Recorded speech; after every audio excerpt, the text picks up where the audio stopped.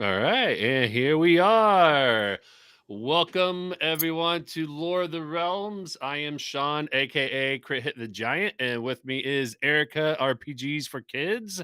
How you doing? Pretty good. How are you? Not too bad. Yeah. I gotta tell you real quick. I just had a Mhm. great idea for the kids D&D game that I'm running that I thought you would appreciate. Yes. Yeah. So, a couple things that I had thought about. Mhm. We're getting near the end of the campaign, which for all the kids at the table, it's their first D&D campaign ever. It's Lost Mine of Phandelver. That's so Um, fun. yes, and for many who have played it or know about it, but for those who haven't played or currently playing it, don't listen for the next 5 minutes, I guess. But at the end, the antagonist, the main antagonist is the Black Spider, right? Yeah. Um, all my players, or the majority of my players, like 4 out of 6 of them, have based their characters on some sort of popular culture character. So, like, one person is playing a half orc barbarian, that's Shrek. Another person Mhm. is playing another barbarian, actually, that's based off of Super Mario. So Love I that. decided what I'm going to do is I'm going to take the Black Spider and split them up into like mini villains essentially, and the final battle is going to be each of the characters are going to go up against their like character's villain. And so the Mario is going to go up against like Oh, I King love that. Koopa, yeah, and Shrek is going to go up Yes. against Farquaad and all that. Oh my god, Um, that's awesome. That's really yeah, fun. I love that idea. yeah, so I had that That's really idea cool. over the weekend, so I need to, like, start, you know, translating, like, what those villains are gonna look like in terms of stat blocks and all that. But I'm also gonna try to create, like, a little scrapbook for them to take home with them, like, at the end of the campaign that has, like, maps and all Mhm. the printouts and stuff like that. It's kinda like a way of, like, celebrating their first campaign and all that too, so That is so cute. I love that a lot. yeah, thank That's you. really So fun. yeah. So how you been doing? Pretty good. I'm trying to think what's been going on in my world. Mostly just playing a lot of D&D, like, working a lot. It's been kind of crazy, like, these Mhm. last couple weeks. Um, just working wise, like a bunch of events after school. I helped with our like tech crew for our middle school play, and we had our upper school musical the weekend before. So Yeah. getting involved in like all of those things. And then my 6 week dragonology after school class Mhm. ends tomorrow. So we have our last session tomorrow, which will be really fun. And one of the kids was like, "I'm gonna draw a graphic novel of our story and bring it next week so we can read it together." And so I'm so excited to see if he actually did that because I would love to see a graphic novel of what we played through his eyes. I know, yeah. Well, and it's a lot of fun, Mhm. like, if they're, like, doing extra stuff like that that they Mhm. don't have to do for the game, it tells you they're having fun with it too, so it's very exciting to Yeah. see them, like, wanting to do that sort of thing, so No, it's yeah. been really cool, and it was a big group. There were 9 of them. So Oh, it wow. was at some points, I was sitting there and I was like, "Whoa, why am I doing this? Is anybody having fun? Like, what is going on?" And other moments, like, when they were all paying attention to each other, it was, like, working like magic, and I was like, "This is great. I can always have a group of 9 nine-year-olds playing D&D." But I would definitely limit it in the future. Oh, yeah. Yeah. Yeah, our Mhm. table's 6, and, they're a lot of fun, but, like, that's the interesting thing about playing with kids, and you can probably say this with Mhm. adults as well too, but every night's gonna be a little bit different, Yep. because there's some nights where, some of the kids are just kinda off the rocker, and I had to, like, reel them in, and then Mhm. there's other times where the kids who, like, don't hardly cause any trouble, like, decide to cause a lot of trouble that night for whatever reason. So, but yeah, it's just Yeah. like you never know with every night, and you always wonder, like, are they having fun? But they are. Yeah, no, they're having fun, and that's, like, at the end of the day, it doesn't matter how much we, like, actually accomplish story-wise if they're, like, having fun with their friends and getting along and, like, practicing those types of skills, that's I success, that's all that matters. Yes, exactly. Mhm. All right. Yeah. Well, tonight we are going to be talking about the new Netflix series that just got announced. The Forgotten Realms is the title of that Mhm. series. It's based on the Mhm. Dungeons and Dragons setting that was created by Ed Greenwood, who created it like Mhm. actually 10 years before D&D was even a thing. But Mhm. back in the 80s, the company that had created and owned D&D originally, TSR, bought the rights from Ed Greenwood and used that as a setting that has become very popular. Probably the most Mhm. recognizable. settings that we have in Dungeons and Dragons. That's the setting for Baldur's Gate 3. That's the setting Mhm. for the Dungeons and Dragons Honor Among Thieves movie that we got a couple years ago. So very, Mhm. very, very popular setting. The series is going to be based in that setting, and it's going to have the same name as the setting as well, to the Forgotten Realms. And what we know about it so far is that it's going to be produced by Drew Crevellin, who I haven't heard before, but I guess he worked on a Mhm. series or movie called We Crashed, which Yeah, I I saw that. yeah, which I've only like heard of. I'd never watched or know Mhm. anything about it.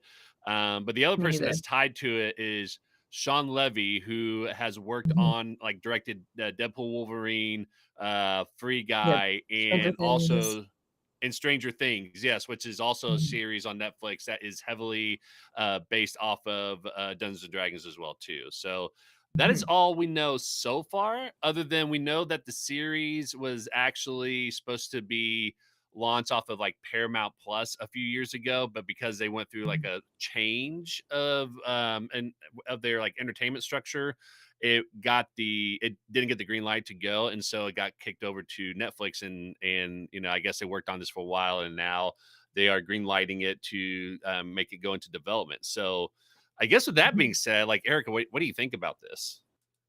I think it's really exciting. I know that it could be controversial with fans, and I know that I heard like some differing things when we got the announcement that Honor Among Thieves was being made. People are like, "Oh my god, what are they going to like ruin Dungeons and Dragons by trying to make it like trying to translate the game into a story?" Right. And so I hope that I really liked Honor Among Thieves, and so I Hmm. really hope that they do something kind of similar where it's less of like someone playing the game and trying to like have that like Jumanji feel and more of like this is the action adventure movie and then let's throw in Easter eggs so that people who play the game can like see like haha like that was for you. But anyone Yeah. who is new to Dungeons& and Dragons or doesn't like, hasn't played the game before, would be able to watch it and, like, also understand and enjoy it, which I think they did really well with Honor Among Thieves. Y- What are you mhm. excited about? Yeah, I think it's I'm really excited that we're going to get a series. Mhm, Picking back on what you had said about the movie, when I watched the movie, I actually specifically remember where I was when I watched the movie. It was actually in Chicago because it was like it premiered. It either premiered or I just happened to see it the night before mhm, the convention C2E2 up in Chicago started. And I was up there with a group of other people, and we watched it in theaters. And that was around the time I just started getting interested in D&D. So I didn't know anything about Dungeons mhm, and Dragons other than just like very vague things that I saw from the Legend of Vox Machina series, and even then, like very, very little of that, right? mhm. Um, and so watching the movie, I really enjoyed. I really loved watching it, and then getting into Dungeons and Dragons.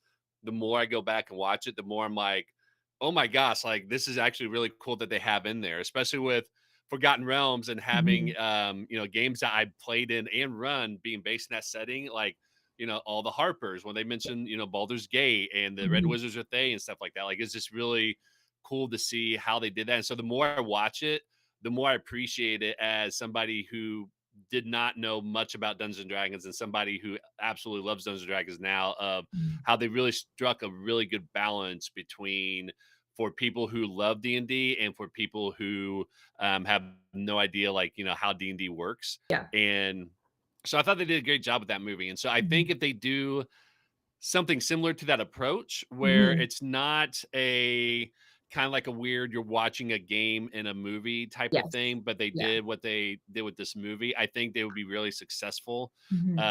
And I'm really excited that it's going to be serious because I love movies and everything, but series just gets you something to kind of look forward to. And I Yep. know Netflix does that model of they drop everything at once, and Mhm. everybody else has been kind of doing one episode a week to kind of keep the hype going and everything. Yeah. Um, I don't know, like I think I can go either way with one of those things. Mhm. I would be interested to see what rating they're going to go with this. Like if it's going to be PG-13 Mhm. or TVMA or whatnot. Mhm. Um, because I think that can definitely change the tone of it. My Yeah. guess is they're probably going to go with the PG-13 to kind of get a wider audience Mhm. with everything. But you know, when you look at something like Rings of Power and how Yeah.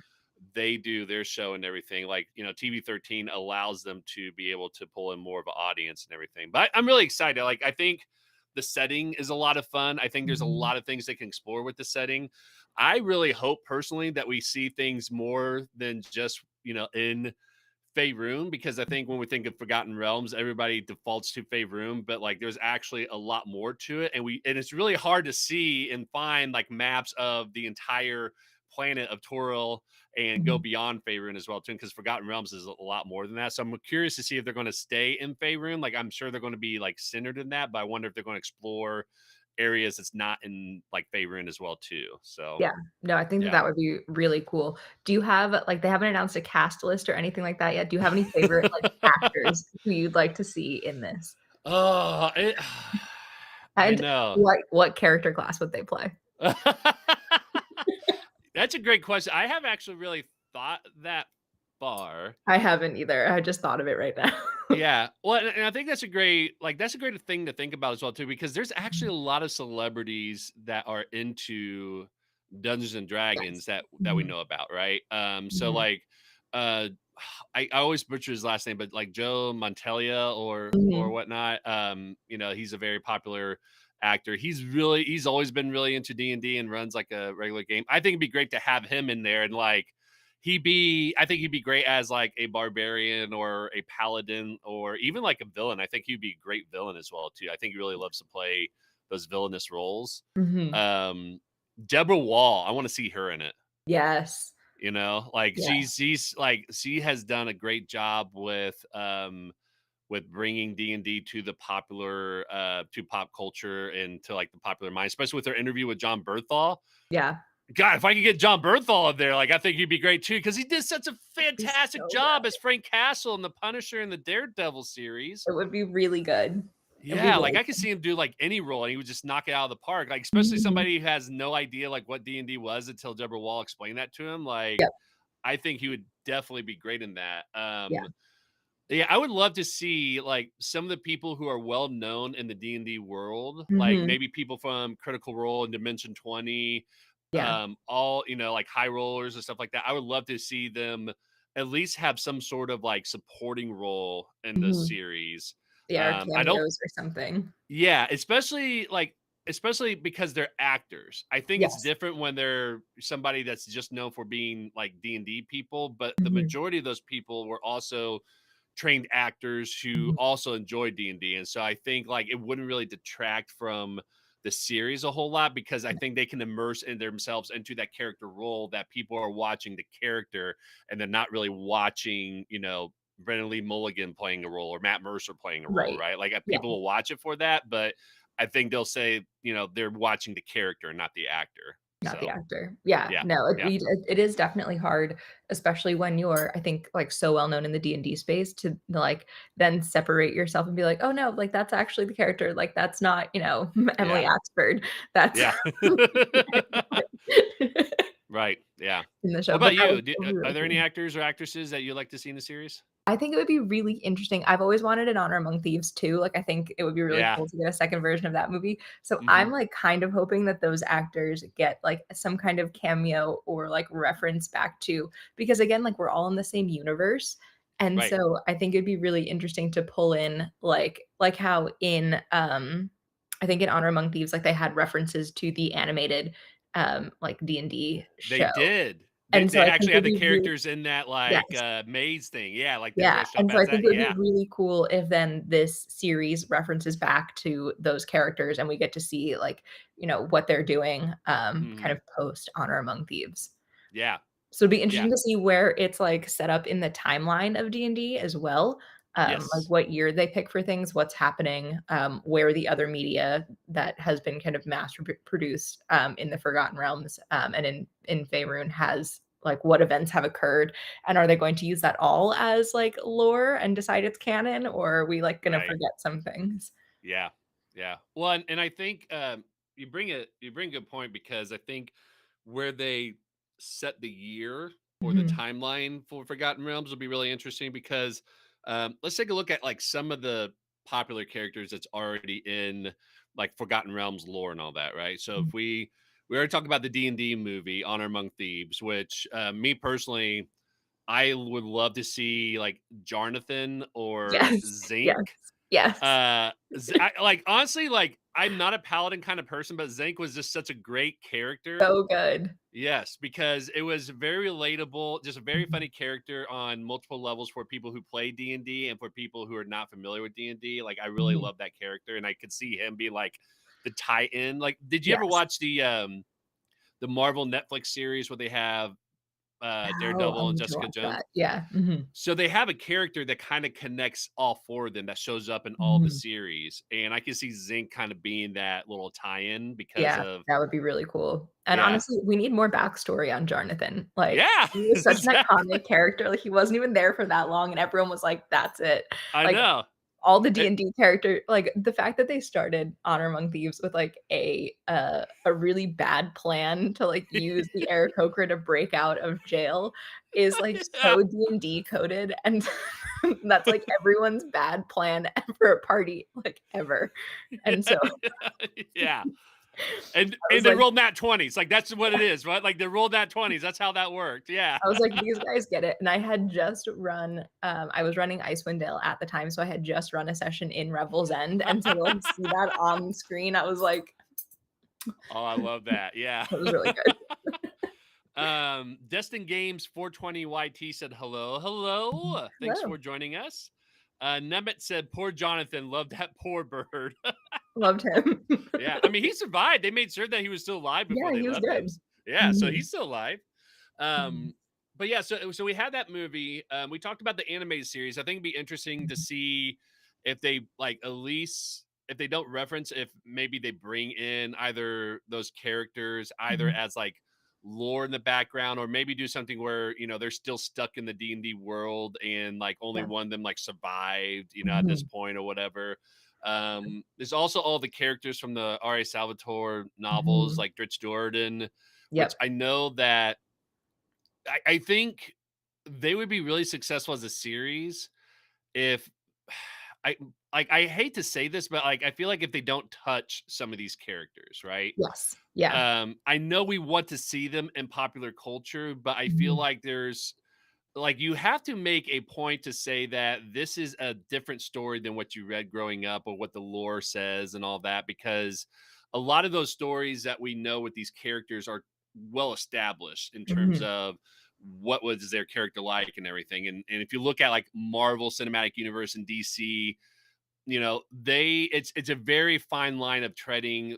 How Yes. do you balance that from like what is accepted in the canon of lore for the Mhm. comic books and what you can do in the movies? And I think if you approach it as this is a different universe than what Mhm. you have read or grew up with, and they make it clear, I think you could go that route. But even then, it's still hard because you want to do something different or you want to have something that's more for the story rather than for retelling what's already been told. And so I think Yeah. it'd be really difficult to do that, but I would love to see it incorporated somehow. I just don't Mhm. think that they should have that be a focus. Like maybe No. Dritch is a character that some people like run into that like Dritch has been like abandoned. It's just been like a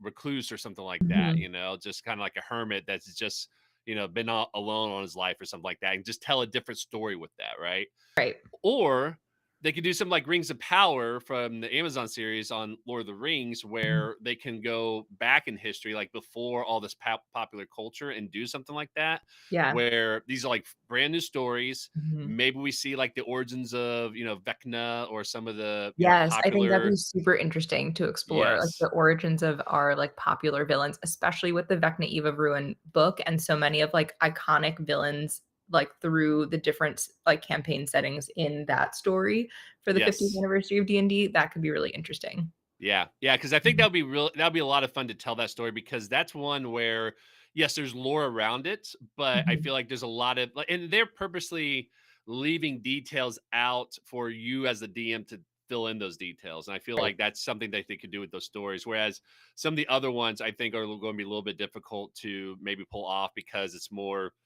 linear in their story already. Mhm. Um, Baldur's Gate 3. Okay. This is a show about Forgotten Realms, D&D, and Baldur's Gate 3. I'll put this out there. I do not want to see them touch Baldur's Gate 3, and I don't think they will either. No, I don't think they will, and I Yeah. agree with you. I think probably some people would be like, "Oh, yeah, like, I would love to see, like, Astarion in this, like, show," but I think they should fully leave it alone. Yes. And there's a couple of reasons I think why they will leave it alone. Mhm. Baldur's Gate 3, like we love the characters, we love the stories. That's why it's so successful, right? Mhm. But with Baldur's Gate 3, with it being a video game, the stories have already been told, but they've Mhm. also been not told, if that makes sense. Because Yeah. as a player, you could have Astarion like be redeemed or ascended, Yeah. or you could have Mhm. Shadowheart be the Oh, knight, yes. Yeah, yeah, yeah. the Dark The Dark Sister. Justiciar, Mhm. yeah, or abandon Mhm. Shar and all that. And so their stories haven't been told, but they have at the same Mhm. time. And I feel like if they tried to retell Baldur's Gate 3 or even like extend on what Baldur's Gate 3 has done, Mhm. I think is just going to upset people no matter what you try to do. Yeah. So I think it'd be smart for them to like avoid that. But I could Mhm. see them kind of maybe, referring to it as well too. Yeah. So Or I wanna see, like, a wanted poster for the characters in the background. Like, I don't need it to be, yes. like, referenced that much, but I need, like, me watching the Like an show to then Easter be, like, egg. freeze framing and, like, zooming in, and Yeah. Like we do with all the trailers for every movie that we see, right? exactly, yeah. The Or next day we see the YouTube video, mhm, 99 Easter eggs you missed in the trailer. I'm like, yes, that's bullshit, but okay, I mhm. get it. Yeah, but I will watch, like Right, right. Yeah, like I'll definitely watch to see what these 99 pieces are. Mhm. And it's usually like because this thing had like 51, like Right. pieces of something, that's 51 of it. Mhm. Um, Nebbit said, to be honest, it'd be fine if they just made something completely separate from the other pieces of media. More freedom for the writers to do what they like. I completely I agree. And I agree, think that's what yeah. they should do. Yeah. Yeah, I think so too. Um, as much as I think we all want to see these characters in popular media because we haven't seen them, I think it'd be smart for them to not touch it as the Mhm. focal point, but you could definitely like refer to it or kind of do a little nod to it as well too, right? Like Baldur's Gate 3 did a great job of that with all the D&D stuff. Like Mhm. there's a set of magic item gloves. I think it's like the swordsman gloves or something like Mhm. that, where it said it belonged to Dritch Jordan. And Mhm. you and I had talked about like one of the books. It was Yeah. actually a paragraph of the Pact of Fandelver from the Mhm. Lost Mine of Fandelver game, right? And so I Yeah. think having those in there would be a lot of fun. And I think that would be a nice little nod for everybody who's a fan of those kinds of things. Mhm. But yeah, I think the moment they decide that they're going to try to tell one of these stories and not a unique story, I think is going to be a recipe for disaster just because there's already a lot of loaded material, like a lot of loaded Mhm. responses that we're going to have to those stories, but also like addressing the elephant in the room, like Wizards of the Coast, Hasbro are already Mhm. on shaking ground with a lot of people with the things Yeah. that they've done in the past. I mean, that's why D&D Honor Among Thieves, like it could have done a lot better if it Mhm. wasn't shrouded over the OGL scandal that they had, Yeah. right? Yep. And so I think if they were smart, they would just do more nods to these properties Mhm. and create their own story and not try to do something with those characters at all. So, Yeah. No, I yeah. agree. Yeah. Yeah. Yeah. Um but yeah, I think if they I I would love to see like what you and I talked about, like maybe more if they went to like more of the historical route, like instead of doing Mhm. something like I think we're in like 1497 DR and Forgotten Realms or something like Yeah. that, right? I think if they went back in time or do something where they visit periods of time to Mhm. tell a story about Vecna Mhm. or Or I'd love Bahama to and see, like, the fall of Netheril, like, I'd love to see yes. like, that would be really cool to kind of back up and give us, like, like, the year before it happened, Hmm. or, like, give us some history there. I think it would be really interesting. Yeah. Or Mhm. the spell plague. Yes. Yeah, that'd be really fun. Yeah, I think that'd be Mhm. really interesting because I don't think the D&D Honor Among Thieves movie really touched on the spell plague, if I remember correctly. No. But I think there's a lot of stories that are, pivotal to the Forgotten Realms setting, but hasn't Mhm. really been told in a way where it like in a cinematic way that you can Mhm. definitely go with that. And again, you go you the Wizards of the Coast team and D&D team has made it clear that when you play a D&D game, it's a multiverse thing where Mhm. your Forgotten Realms is your Forgotten Realms and it's not wrong or bad or incorrect. It's how you want to run it, right? Right. And I think they do a good job if they kind of remind people that this is a version of Forgotten Realms and, not everything is going to be exactly what you've seen in the lore and all that to kind of give them a little bit more freedom for this stuff. Mhm. Kind of like the MCU, even though like there's that whole debate. I had debates with people about the MCU, like is it Earth 616 or is it Earth 199999? Like that Mhm. whole conversation. But like people understand that this is not the comic book, Earth 616 type of thing. I think, if they kind of frame this series as Forgotten Realms in its own story of the multiverse, then I think Mhm. that'll give them a lot more freedom to tell stories in a different way.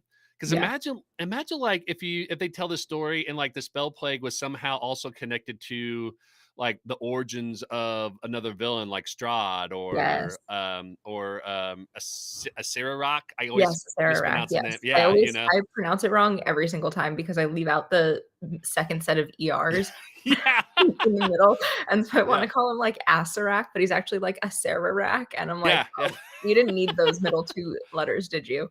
No, But it's not at all. fine. Um, so in my yeah. Tomb of Annihilation game, he's he's Acererak. I was just like, I mispronounced it too many times, my players don't know the difference, like, it's fine. Yeah, and I gotta ask you this, like, Mhm, maybe this has happened, but maybe they haven't hasn't happened yet. You just have like really good players. But I know if it was mhm, my table, this would happen. But mhm. has anyone like try to say their characters like purposely mispronounce their name like ass? Like hey ass cheek, is that right? Oh, Asherak. Okay, No, they haven't. They like, weirdly enough, they have not done that, which is very kind of them. my players would definitely do that 100%. Yeah. No, they definitely get up to their own, like, weird antics, but yeah, no one has done that yet. Yet. right, right. We're still in the tomb, there's still time. Right. Oh yeah, exactly. So, Mhm, but yeah, I think it'd be really cool to see them, go through maybe some of those stories that haven't been told, and it'd be mhm. really interesting just to kind of see like what approach they take as well too. Because I know, Stranger Things was actually supposed to be an anthology. It wasn't supposed to be a 5 season Yeah. story about the same kids. It was supposed to be like a 1 season, story, and then they tell a Mhm, different story that's kind of in that same universe. So I'm really curious to see if they would take that same kind of approach of they're going to do a season anthology, or if they take like multiple, groups or venturing parties or multiple like time spans and tell those stories in mhm, relation to one another. I think there's a lot of opportunities that they can go mhm, with. And I think, as you and I had said, they'll be very successful in telling those stories that either hasn't been told mhm, or just avoiding those properties altogether to be able to, just kind of do something fresh that everybody can enjoy, whether you're familiar with the lore of Forgotten Realms mhm. or if you're very familiar with it and you can really appreciate, some of the stories that they're telling because it's not something that has been, written in novels or shows up in a, campaign source book or something like that.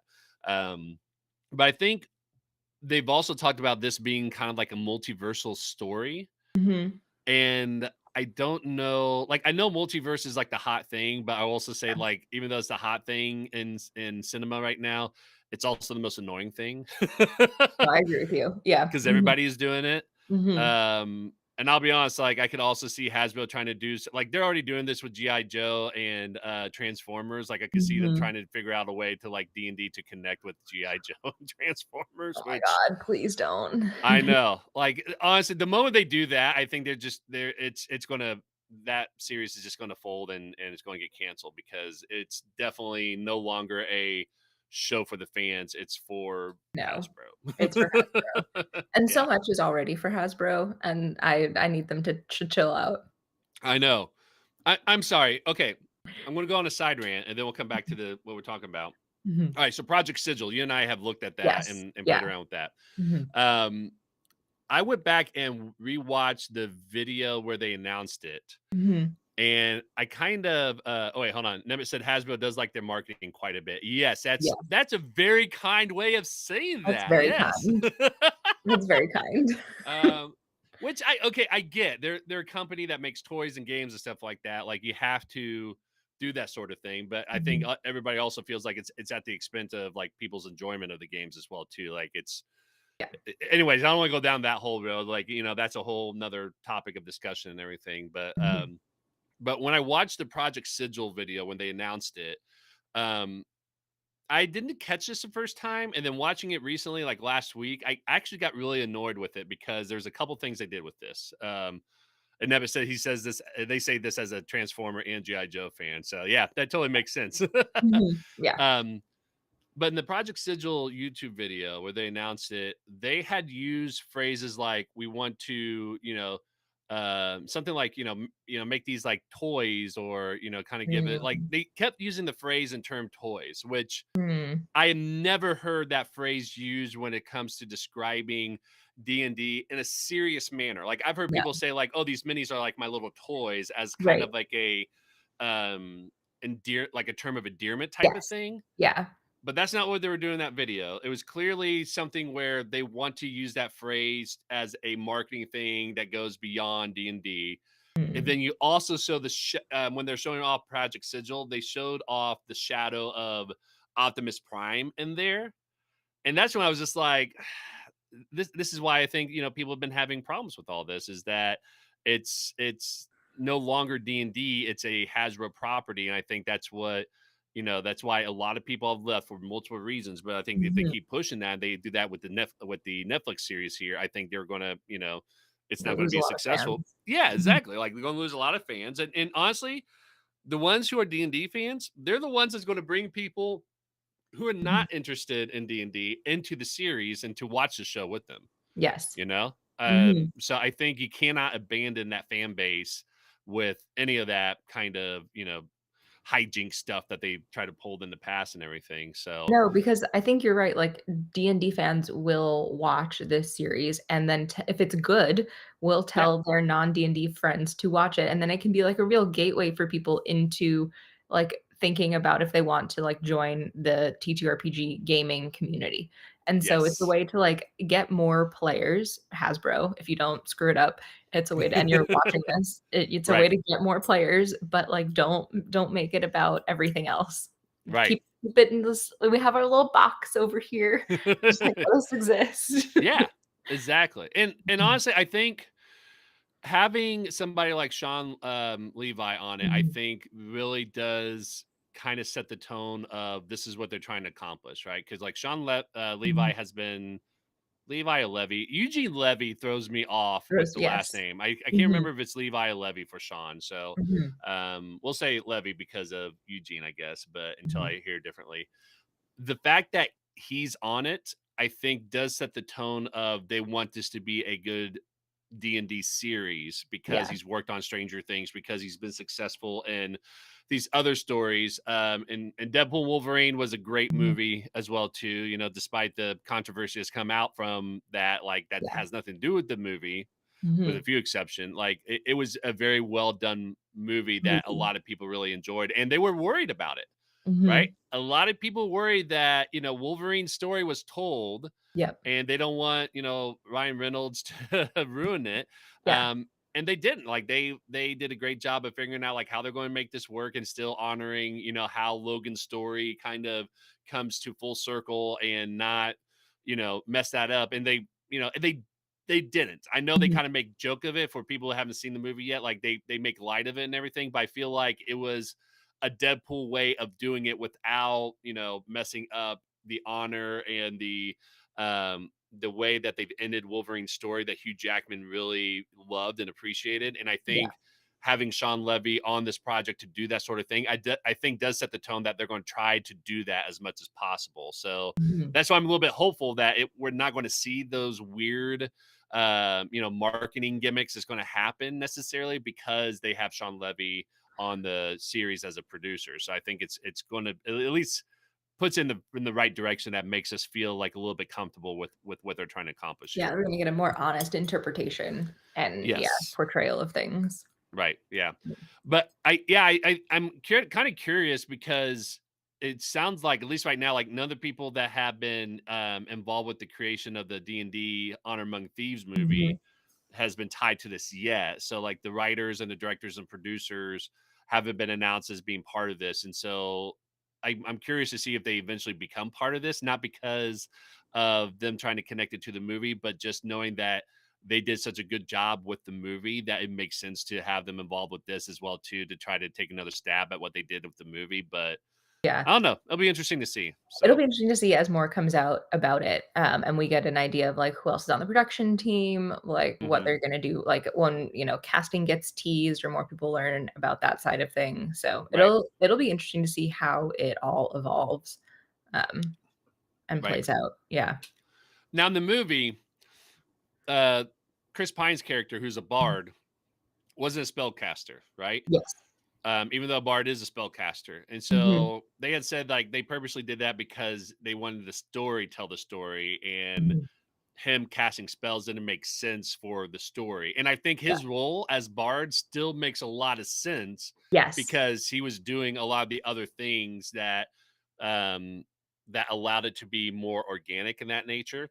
Mhm. But I'm kind of curious when we think about the possibility of them telling a story inside of Forgotten Realms. What are some other things we want to see, whether it comes to magic Mhm. items, how they handle things, like silvery barbs, right? Like, I Yes. don't think silvery barbs are going to be a thing in here because it's purely Mhm. like a mechanical thing. But like, I'm kind of curious what your thoughts are on some things that you might want to see in here in terms of like how they handle magic items or spells, or how Yeah. fantastically magical this world is going to be, right? Yeah, that's a really good question. I think because when you get to high level D&D, so many of the problems can be instantly solved with, like, the really good use of your, like, curated spell list.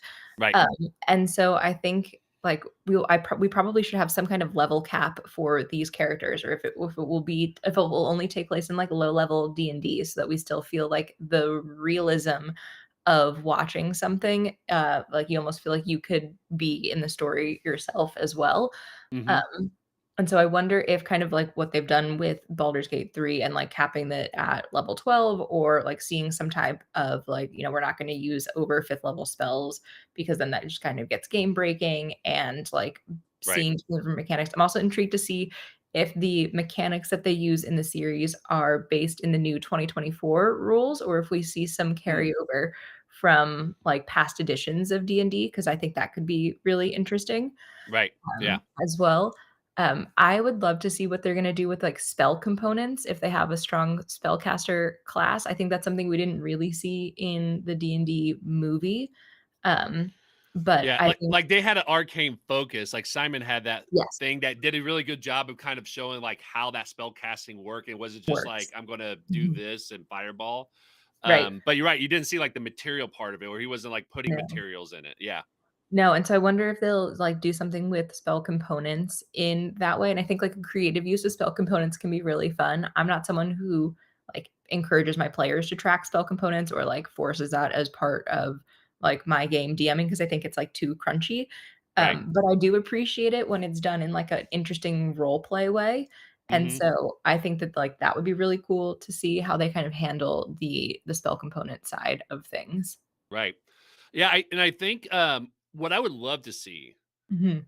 and speaking of that, is I would actually love to see the higher level spells, but thinking about it from like how characters level up is Yeah. that they don't have it immediately. They have to like Mhm. learn and train, get the like components. So like Mhm. I would love to see at some point Mhm. them do a wish spell. Okay. Ooh. I don't have like the spell description for wish in front of me right now. Mhm. I should have, but like I didn't even think about this until we started talking about this That's topic. okay. But I think what would be really cool is if somebody finds out like there is a spell that someone had created called a wish spell. So it's not Mhm.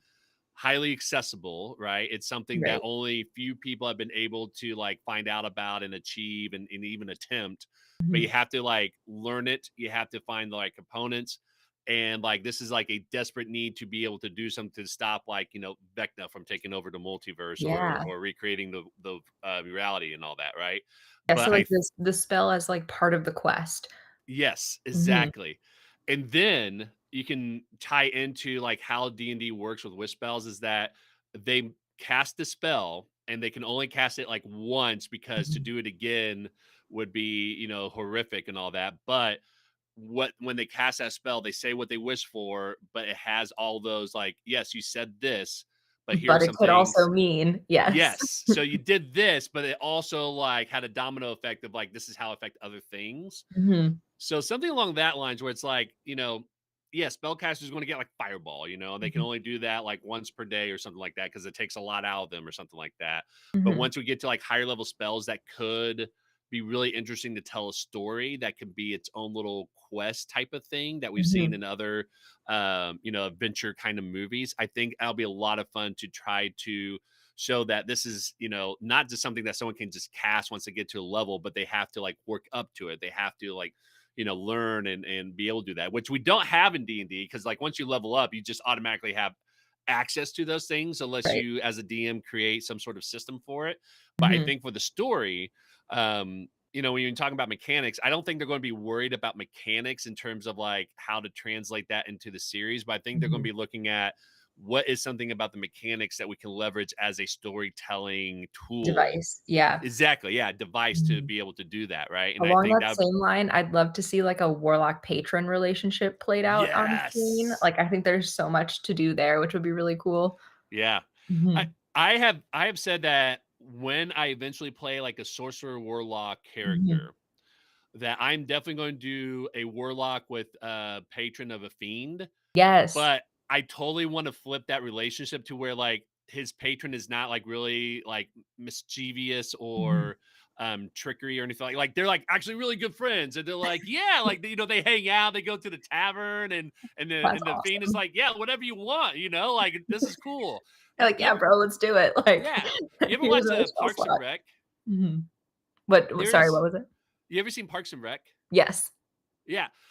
There's, Andy Dwyer, Mhm. when they go to England, he, like, Mhm. hits it off really well with that British counterpart because they're both Yes. like, we're both like, that kind of Yes. relationship, right? Like, they're Mhm. just like bros, and it's just like, "We don't wanna be doing this, but here we are, so let's have fun," sort of thing, right? That's hilarious, that's an awesome concept. That's Yeah. really fun. And I think that'll be like a good, oh, what's the term I'm looking for? Comedy break. Yes. Yeah, like comedic relief or yeah. Thank you. Yes, Yeah. comic Mhm. relief kind of thing to Mhm. have in the show, so that way it's just kind of like a funny thing that people can enjoy out of all the seriousness. So, Yeah. Nemeth said that would be pretty dang cool. I brought donuts. Yeah, Yes. exactly. Right. Mhm. Or like, yeah, Um, having like a brainstorm session with your friend and your friend being like, "Oh yeah, I can like here's an extra spell slot, like do that tomorrow, try it, see how it yeah, works." Like exactly. All you Mhm. need, cat like again, like a one-time thing, just to be Mhm. funny, and not and like something that makes sense. Be like, oh, you need to, like cast this spell. Like, hold on, I got this magic item, right? Right. Like, here you go. You can only Yeah, cast it you try once, it. but Mhm. yeah. And then like make it go like horribly wrong, right? Like they Yes. try to use it and they realize it's in a language that they don't Mhm. understand. And so it Mhm. just like backfires on them and all that. So I think there's a lot of stuff that they can take from the mechanics as Mhm. well as from the lore of Forgotten Realms that they can really play around with and tell a lot of fun stories.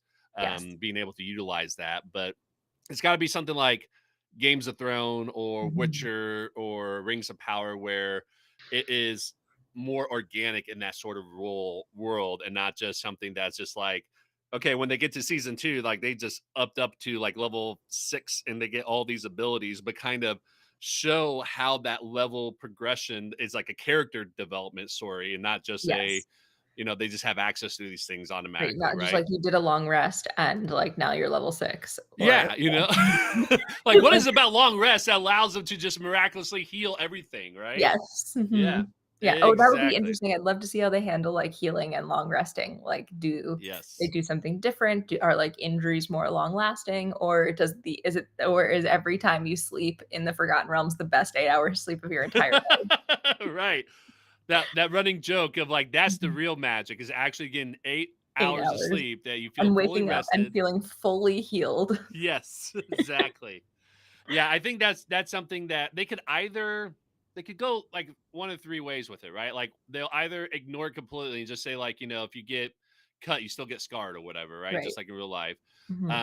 They could like address it humorously one time Mhm. and just kind of say like, oh yeah, like I got this long rest, like, oh, like what happened, like why all these like scars, or what happened to my things or whatever, you Right, just yeah, kind of I move went to on bed with a from it. broken arm, but I woke up and I'm fine. Exactly, right. Or you just have something to where you write in the world lore Mhm. that that druids and paladins and clerics and maybe some other, like even bards, maybe, Mhm. right?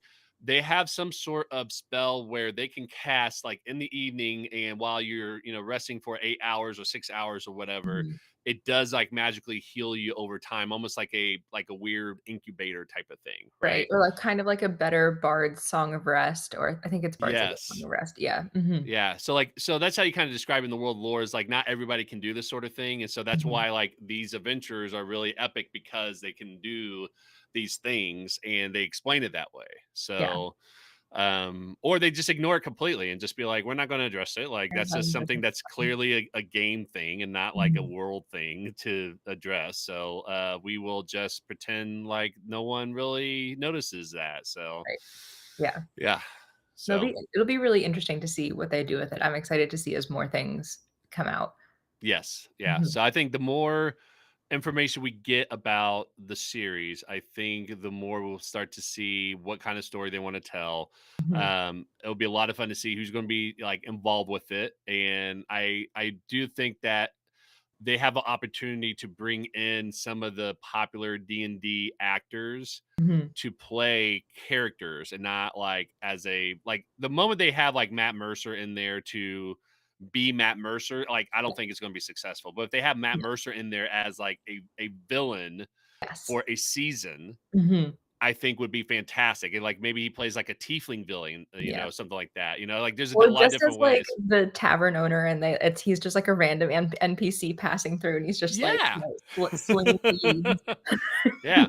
Or if you even do something like that, like he is Mhm, a like whoever they bring in, like they are mhm, a minor character where they show up in every episode, but they're just kind of mhm, like a background character that helps like tells the story in yeah, a indirect way, basically, right? So I think there's mhm, a lot of different ways they can go about that. So mhm, Mike Waterfield said, please know we saw what Netflix did with Tolkien's work and it was despicable. yeah, Netflix with Tolkien's work. Uh, I wonder if you mean Amazon. Are you talking about Rings of Power, or is there something else on there? let me look. Because Rings of Power is on Amazon Prime, Is it Return of the King? No. but that's not that Yeah. wasn't a Netflix thing. They just had the Yeah, that was rights a to Netflix thing. Yeah. stream it. Yeah. So, um, Yeah, but maybe yeah, Rings of Power on Amazon Prime is what he right. means. Mhm. Yeah. So maybe that's what it was. So Yeah. I mean, yeah, it's so hard to take, like, a favorite media like, every time a book gets turned into a movie, I watch the movie and I'm like, "Well, that was not as good as what it played out in my head as I was reading this." right. So I think it's really hard every time to do a good job by all the fans, and I Yeah. think and there was definitely stuff that came out about, like, after Honor Among Thieves, people were like, "Oh, I don't know, like, it was fine," and I'm like, if you stop thinking about it as, like, you want your D&D adventure on screen and start thinking about it as, like, someone else's D&D adventure that you got to, like, watch play out, like, it instantly gets so much better. Like, nothing Right. is going to be as good as it, like, looks in our brains and, like, feels as we're rolling the dice at our table. Right. Um, and Right. so, yeah. Yeah. Well, and like what we talked about earlier, with the comic book movies, I Mhm. think when you look at something like Lord of the Rings and The Hobbit and um, excuse me, some of the other popular medias are based on books. When you're Mhm. like Harry Potter, okay, let's Yes. do that example as well too. Mhm. When you're trying to retell a story that has been written as a finalized story that has been told, and Mhm. you're recreating that story, it is very difficult to do that, Yes. right? Um, comic book movies, again, they kind of have a lot more liberties, and I think this is where they could have a lot more liberties with Forgotten Realm series as well too. Is that there's all those different kinds of universes that they could tell those stories. But I think Mhm. to give people freedom to tell a different story and not just regurgitate what is in a book, like this is probably not going to be a series that's all about like all the stories from R.A. Salvatore's novels that he wrote back in the 80s and 90s, right? Right. I think they're probably going to be smart in not retelling those stories, but if they were to do that for whatever reason, they decide like that's actually what we're going to be doing is we're going to take Mhm. those novel series and kind of tell that. Um, I think for me, and this is I'm not saying like everybody needs to do this, but this is how I kind of separate it is that this is a different take on that story rather than this is a exact retelling of the book. Because if you're just retelling what's in the book, sometimes it's not like it's you could have just read the book and got the same experience, right? Sometimes I want to Yeah. see the story from a different perspective and different lens that Mhm. would be a little bit more interesting that keeps me as a fan on the edge of my seat and that, oh, I didn't see that coming because I was expecting this from the previous story, but now it opens Yep. it up for them to tell a different story, right? Yeah. Um, No, I agree with you. yeah. One of the other things I think that would be really interesting because I know again they're talking about doing some sort of multiversal approach because that's the sexy thing right now. I Mhm. think at some point, if they do multiple seasons, I don't want them to do this like immediately in the first episode or even the first couple of seasons. But I think it would be really cool. And there's a lot of different ways they can do this where they can open it up to the different settings of the different D&D worlds. So like Greyhawk Yeah. and Mhm. excuse me, Dragonlance, Yep. Eberron, I think that would be a Mhm. lot of fun to be able to eventually explore that. And maybe that Mhm. be like just kind of like here is the story for like this one season because they have to go and visit these Mhm. places to like stop a baddie from doing this sort of thing. And I think it'll be a lot of fun for everybody and still kind of keep it a Forgotten Realms series.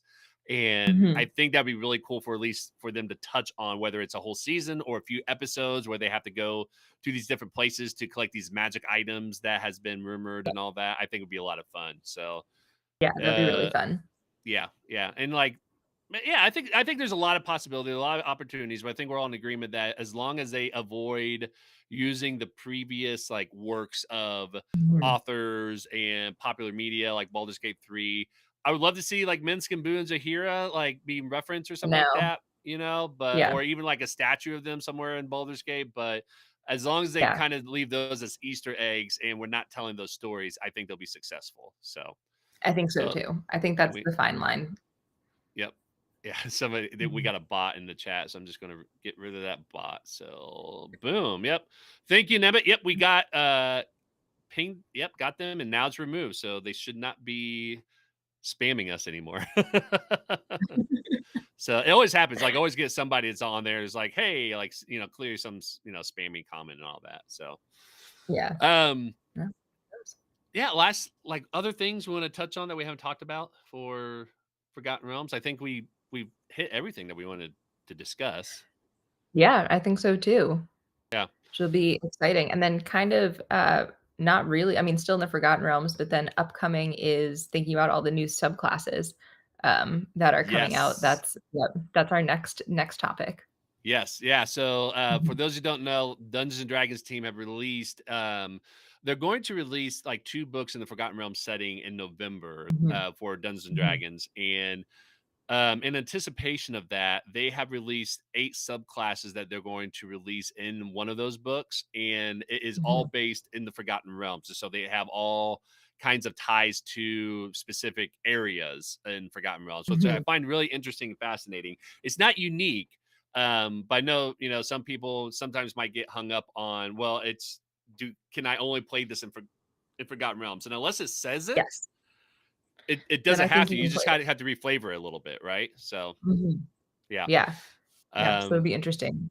yes, but that will be our next episode Mhm, that we'll talk about. And there's only 8 subclasses, but we're just going to kind of do like a quick, like, here are the subclasses, and then just maybe talk about like our mhm. favorites and interesting things that we saw on there. Because I Yeah, definitely have thoughts, that's for sure. yes. Yeah, Same. yeah. Yeah, so Uh, it'll be fun. yeah, just kind of give a teaser. Like, what is Mhm. one thing you might want to share about the subclasses? Like that's either something that you really Ooh. enjoy or something you hate or something that you just thought was interesting. Oh, I that's know a I'm putting you great on the hold on. spot here because we haven't talked about You're gonna that. put me on the spot really fast, and I'm gonna pull up the Unearthed Arcana one more time. Just I Yeah. haven't looked at it in, like, the last week or 2. Yeah, go ahead and do that, and I'll share my thing. Yeah, go for Uh, it. I'm not heavily impressed with the Bard subclass. I think I that was is gonna say the one. same thing. Yeah, like, I think it's interesting. I don't think it's one Mhm, that's gonna be as is going to be something that people are gonna jump to. I will say mhm, something that is a hot take that people will probably jump on me on, and this is just mhm, my personal opinion and my personal thought. I'm not throwing shade to anybody who feels this way or anything like that. Uh, mhm. I couldn't care less about the Blade Singer subclass for wizards, like, just in general. Wow, wow. I You're personally really coming for us. I know. Well, and here's the thing. I'm not like I have no interest in ever playing a wizard. Like it just doesn't Mhm, interest me. Like I love playing sorcerer and warlock. I think that's a lot of fun. Wizards for whatever reason like doesn't interest me, so it's already at a disadvantage for me to begin with. But blade yeah. singing, like I don't know, like I see the I appeal with it. I kind of agree with you, and I think that blade singing in my head seems so much cooler than every time I make a blade singer character and play Hmm. them, and I'm like, "This is just a wizard." Like, at the end of the day, like, Yeah. blade singing, I feel like never gets strong enough that it should be your main thing on your turn with if you have a full wizard spell list as well. And so I Yes. always want blade singing to be cooler than it actually is, and in actuality, I should just play like an eldritch knight but fighter, and which is, Right. like, really what I'm looking for, but I like the appeal of the blade singer, and I make blade singer characters, and it never hits the way the way I want it to, Right. So and that Nema could in be the me, I could be playing them fully wrong, but well, I was gonna say Nema in the chat said they felt the same way Mhm, until they made their wizard named Jinga. Um, mhm, and so I'm assuming what they're saying is like they also felt, the same way about Blade Sing as we did until they actually played it. So it's interesting that you two got mhm, like two different experience with that. I'm yeah, currently playing the Blade Singer in Baldur's Gate 3 because I got access to that mhm, patch 8 stress test and I yeah, I get the appeal because it allows you to bump your armor class for a class mhm, that is squishy, right? Like, so yeah, I totally get it. So you get to bump your armor class up a little bit higher. They mhm, did in Unearthed Arcana remove, um, they had a requirement that you can't have light armor or shields on. mhm, So I know some people were kind of upset, not upset, but they were kind of bummed out about that until you realize like, well, they could just cast mage armor and then they're good, right? Like that actually mhm, helps bump it up a little bit because with light armor, it's usually like 1 or 12, like 11 or 12. But then if you cast mage armor, you got that plus your dex and your intelligence modifier they can add on top of that plus your mhm, shield spell, right?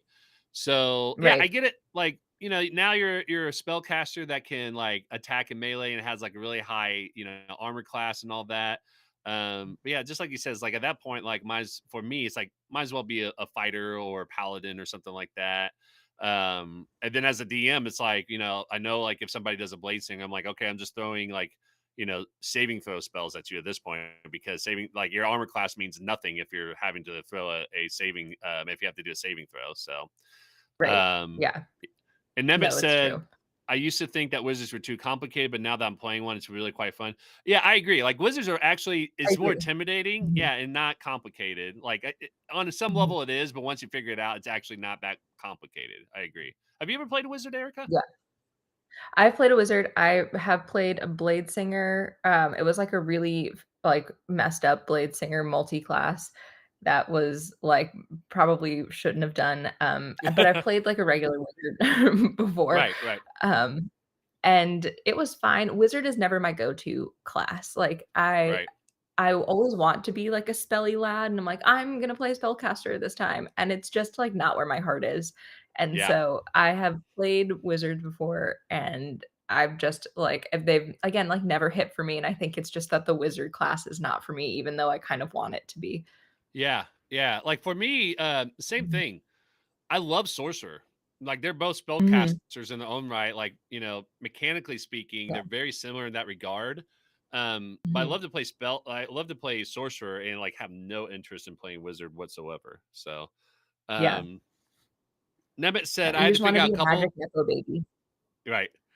Nemet said I had to figure out a couple of things, spell progression through them in for a loop, but once I figured that out, they were quite happy. Yes, yeah, like Mhm. playing through it, like, and again, for me, Baldur's Gate 3, like, helped me understand how some of those things work. I know it's not exact translation, but it definitely Yeah. kinda give you a better understanding of how that works. Buster Mhm. TN said, "How could they put out a Forgotten Realms show based on how they view current 5e players?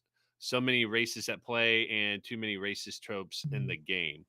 Well, I mean, it's Forgotten Realms, they could change all that, and, like, they've been doing that with Yeah. 2024, they've been trying to, help change those things, but so many races at play, Mhm. let's be honest, like, yes, are there races at play? Yes, Yes. there's racists in Yes. anything that you in any fandom, right? Yeah. Um, like, it doesn't even have to be Forgotten Realms, it's, like, it could be Greyhawk, like, that I don't think that's a Mhm. unique problem um for Dungeons& and Dragons. I think that's something that's gonna exist in any sort of fandom in general. So I don't And thi especially in, like, gaming fandoms, like, I feel like it like, once like, I don't know, engaging in gaming fandoms in particular, I feel like you end up in the cesspool, a little bit faster than other hobbies. right, But I don't know, I think there's a way if they have a good writing staff and, like, good producers and pick actors that are, like, willing to do the work in mhm, like, I think it's an opportunity to try and rewrite some of those things and also, like, change our perceptions, right, of the flaws with the Forgotten Realms and, like, the original D&D, like, settings and books. right. Yeah. Well, and look at Mhm, the, Dungeons& and Dragons Honor Among Thieves movie, like, that was all Forgotten Realms, and, mhm, they didn't have any of those tropes or anything like that in that movie either. So you could definitely do that. So and that's again, that's the case for any sort of fandom or anything that you're in.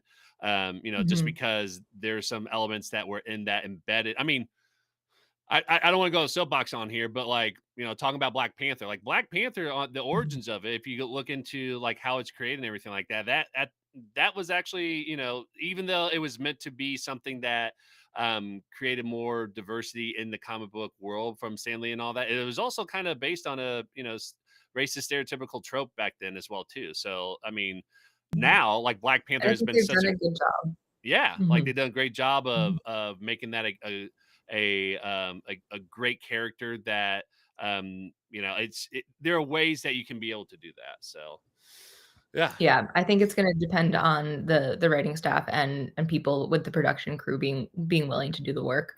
I right, mean, like, as a girl that games, like, there's tons of misogynists out there, and, yeah, like, it's there's always, like, that aspect of playing, like, D&D and other games as well, and it's not something that I've seen reflected back in media, and so I'm hopeful, yeah, that oh that yeah, type of stuff will, yeah. Well, exist especially less. like first edition of D&D, like if you were playing a female character, you automatically Yeah. had a negative strength score, right?